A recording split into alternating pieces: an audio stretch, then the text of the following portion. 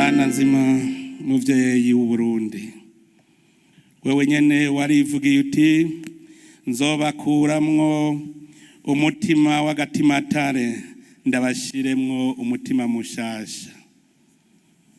Yezu Kristu mwana w'ikinege w'Imana, na wewe waravyivugiye uti ntuzosiga twenyene, uzoturungikira mutima mweranda. Waravuze yuko Imana Data izoturungikira umuhoza, umutima uduhanura, kandi uranavuga uti ivyo azovuga vyose ivy'iwanje, kuko nta biri kwa Data bitari iwanje. Mana nzima muvyeyi, waratabaye Uburundi. Ico gihe watabara Uburundi wari wabonye ko Burundi bwasinzikaye, wari wabonye ko imitima yahahamutse.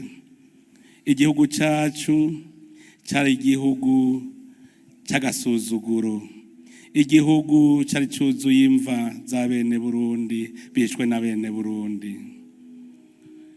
Mana nzima, waratoranije muri rihanga ry'Abarundi abagumyabanga baja mu mugambwe CNDD-FDD, baraheza baraja mu nzira yo kurokora Uburundi kugira ngo dushike neza na neza muri ca gihugu c'amata n'ubuki. Mana nzima, turamaze kuhonja ivyamwa vyacu. Inzira irora ku gihugu c'amata n'ubuki turazi yuko ari inzira igumye, utagira umutima ntiwoshikayo. None Mana nzima, turatakamvye utugirire impuhwe, utugirire ikigongwe, udushire mu bana bawe kugira ngo wemere uduhe mutima mweranda agumane natwe. Dukuremwo agatimatare, uduhe umutima mushasha, tugendane nawe. Mana nzima, tugiriye ikigongo gifise aho gatimatare kabavemwo. Turazi ko indongozi ikora mu nzira udashaka, uyirungikira uwundi mutima, umutima w'igikange. Mana nzima, turagusavye udutabare, umutima w'igikange uve mu Barundi, uve mu ndongozi z'Uburundi.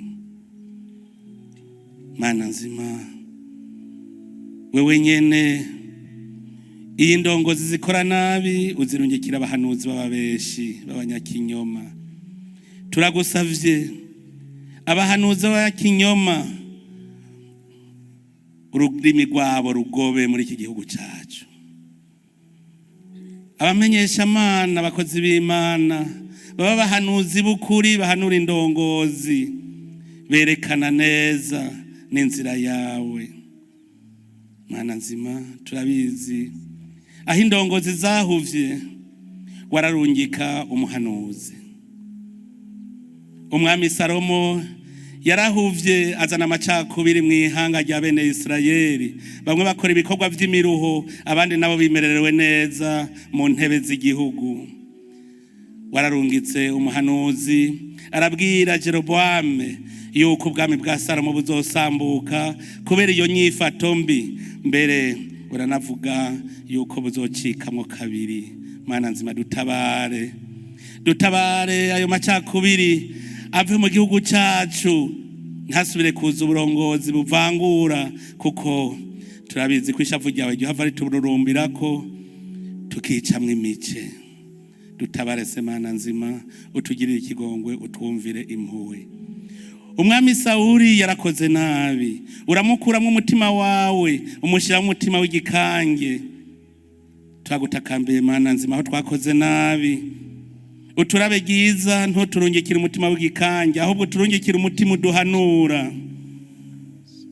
Mana nzima, dutabare, turaguzamvye, uturungikire umutima wawe, uturungikire umutima wawe aduhanura, aduhoza, adukomeza, atwereka inzira irashe kugira ngo tugendere mu nzira zawe.